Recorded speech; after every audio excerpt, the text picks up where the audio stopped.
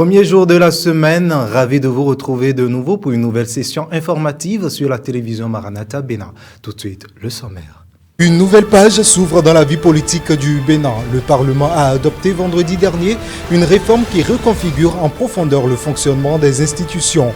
Du réaménagement des mandats à la création d'un Sénat revisité, en passant par de nouvelles règles de gouvernance, le pays se dirige vers une ère de continuité et de stabilité renforcée. Ce samedi à la bibliothèque Bénin Excellence, la Fondation Équipe Bénin a écrit une nouvelle page de son engagement pour le leadership transformel. Réunis autour d'une formation, les récipiendaires ont officiellement reçu leur parchemin, symbole d'un parcours d'apprentissage, d'exploration et de consolidation des compétences. Et puis à l'international, les combats se poursuivent dans l'est de la RDC.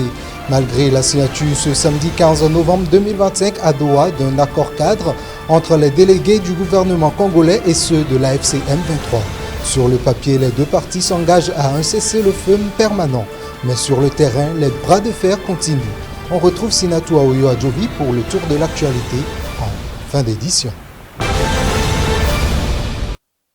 Fais de l'Éternel tes délices et il te donnera ce que ton cœur désire. Psaume 37, verset 4. À nouveau, bonsoir. Et nous démarrons donc ce journal par cette page ecclésiale. Tout homme désire, après son départ de la terre, rentrer dans la félicité céleste auprès du Créateur. Chacun s'y prend comme il le peut, vu que la mort est un passage obligatoire pour tous les humains. La Bible nous dit comment nous préparer après avoir vécu une vie heureuse avec Dieu sur la terre. Suivez donc cet extrait du révérend Nazaire Ompadodé à ce propos. Chères téléspectatrices et téléspectateurs, le Seigneur, il est à la porte de votre cœur. Il est en train de frapper à la porte de votre cœur. Et il vous dit, si vous entendez sa voix, que vous ouvrez la porte de votre cœur, qu'il entrera chez vous, mangera avec vous et vous avec lui. Voulez-vous ouvrir votre cœur à Jésus-Christ? C'est ce que Dieu veut pour vous. N'endurcissez pas votre cœur tel que vous entendez la voix du Seigneur. N'endurcissez pas votre cœur. Ne recevez pas la grâce de Dieu en vain. C'est une grâce que Jésus-Christ soit venu et soit mort à la croix. C'est une vraie grâce que vous avez la possibilité d'entendre cela et de pouvoir croire en Jésus pour que vos péchés soient lavés. Le sang de Jésus, c'est le sang de l'Alliance qui est répandu pour plusieurs pour la rémission des péchés. De vos péchés. Si vous croyez en Jésus, le sang de Jésus vous lavera. Demandez-le lui, Seigneur, je suis pécheur. Je commets divers péchés. Seigneur, je me rends compte de ma nature et de ma vie pécheresse. Et je prie que tu daignes me sauver de mes péchés. Que tu me pardonnes. Que tu me laves par ton précieux sang. Le sang de l'Alliance. Si vous faites cela, vous êtes sauvés. Et sur un autre volet à présent, à Équipe Bénin, former, outiller et transformer n'est pas un slogan, mais une réalité qui prend corps à chaque nouvelle promotion. Non encore officielle au Bénin, la Fondation a célébré ses récipiendaires ce samedi 15 novembre 2025 à la bibliothèque Bénin Excellence lors d'une cérémonie marquée bien évidemment par des tables rondes, des échanges avec des partenaires et son annonce officielle au Bénin.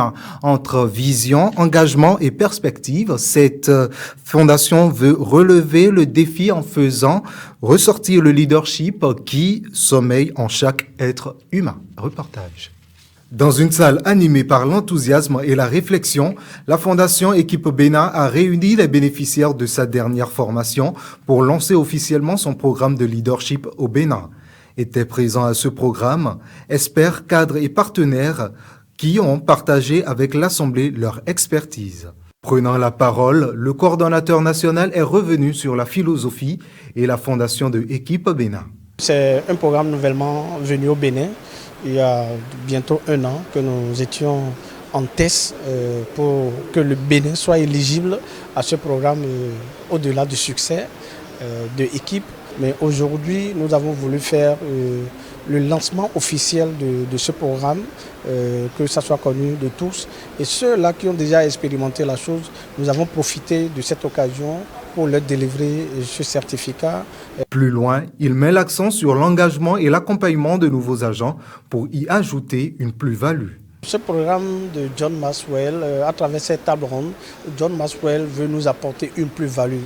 John Maxwell veut nous sortir de notre zone de confort. Dans le même esprit, l'un des facilitateurs a souligné le bien fondé de cette formation en rappelant les 2 points essentiels évoqués ce jour. Dans le cadre de la cérémonie de ce matin, nous avons développé essentiellement 2 modules. Le premier module a parlé de l'attitude qui est quand même le socle, et la ressource de base sur laquelle nous nous appuyons pour agir. Pour le second module, nous avons mis l'accent sur les priorités. Une vie réussie où le succès dépend également des priorités qu'on se donne et de comment on planifie, on organise son temps, on gère son temps d'activité. Moment fort de cette cérémonie, la remise officielle des parchemins. Dans une ambiance solennelle, chaque récipiendaire a été honoré. À la fin de ce programme, plusieurs ont témoigné leur appréciation. C'est un moment de joie pour moi parce que, au-delà de tout, vous savez que tout un chacun de nous avons des défauts. Cet atelier va changer beaucoup de choses dans ma vie. On a parlé d'attitude, on a parlé des priorités. Et donc moi j'ai pris par exemple le psaume 37, versets 4 et 5. On a dit, le verset 4 dit, « Fais de l'Éternel tes délices, et l'Éternel te donnera tout ce que tu veux. » Donc pour quelqu'un qui a la foi, il doit pouvoir savoir agir. Priorité, attitude sont 2 choses qu'il faut avoir. À travers cette cohorte, la Fondation Équipe Bénin confirme son ambition, investir dans l'humain pour transformer leur mentalité. On reste toujours au Bénin. Une réforme politique majeure vient de franchir une étape décisive. Après plusieurs heures de délibération ce vendredi, les députés ont adopté un ensemble de mesures qui vont profondément remodeler l'architecture du pays entre création d'un nouveau Sénat renouvelé, réorganisation des mandats et volonté de renforcer la stabilité politique.